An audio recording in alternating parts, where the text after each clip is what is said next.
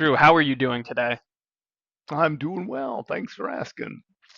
What's on your mind? Drew, I've been a part of Stewards Advisory Services for a little over 4.5 years now. There's something that I had noticed earlier on that I don't notice much anymore.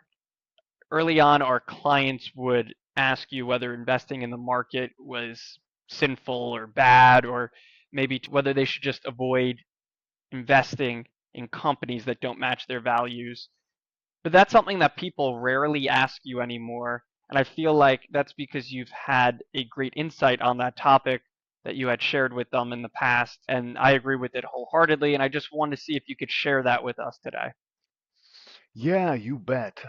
I would say just first of all, I appreciate the question. A Christian should want to make Jesus Christ Lord in every area of your life. That's Christian sanctification. The question is, can you do that with your portfolio allocation, or should you do that with your portfolio? And the answer first, I would say it's important to understand that markets find an equilibrium.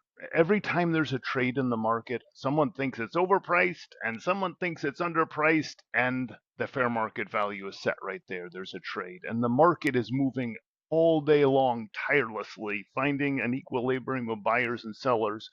So if you, as an investor, refrain from buying a certain security for whatever reason, it doesn't impact the future returns of that company. Even if you're just like a mega investor and you move the market because you are putting so much into a stock or out, it's just a blip on the track of that security. It quickly moves back to equilibrium because the equilibrium is based on the future earnings of that company, or the profits of that company.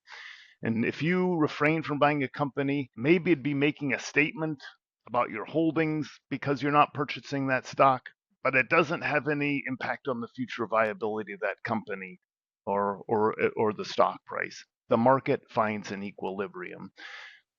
And one of the things then I'd add is another objection someone might have is, if I buy a stock, aren't I participating in that going concern by owning the stock?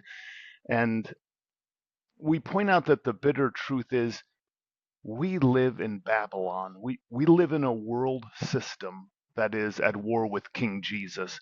And it's why the Apostle Paul tells the Corinthians, when he says don't associate with immoral people, he clarifies it by saying it's not the immoral people of this world. To do that, you'd have to leave the world. When you carry cash in your wallet, or you buy food at the grocery store, when you put gas in your car, when you buy insurance, you're participating in this economy. You're participating in this world system. And at its core, that's not a bad thing. And I point to an example when God's people went into captivity in Babylon, when Israel did, they were like us. They were strangers in a wicked land. But the prophet Jeremiah told Israel, build houses there, plant gardens, have children, live there, participate in the economy. And that's how we live. And when you invest in a diversified portfolio, globally diversified, you own a little sliver of global capitalism, of free markets.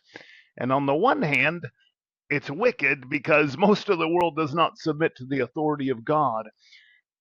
But on the other hand, it's incredibly God glorifying. These capital markets participate in building bridges across rivers and developing technology that saves lives and discovering the wonders of God's creation, from the very small things to the enormous things, and just discovering the general wisdom of God. It's really subduing the earth, taming the earth, the creation mandate. And the cost and the subjectivity of trying to manage a quote clean portfolio, in our opinion, would be unmanageable. Even the good companies, or whatever that means, they operate and make profits in this world system. And so Mm, we direct and think clients are really well served by just a global portfolio, participating in 16,000 different publicly traded companies all over the globe, in over 50 different countries. And that's what you're participating in a globally diversified portfolio. So, in a nutshell, that that is why that is where we direct clients. Absolutely. I appreciate that insight, Drew. That was integral for me coming on and helping with Stewards Advisory Services a few years ago, and our clients appreciate that insight as well. So thank you, Drew. Great talking with you. Thanks, John.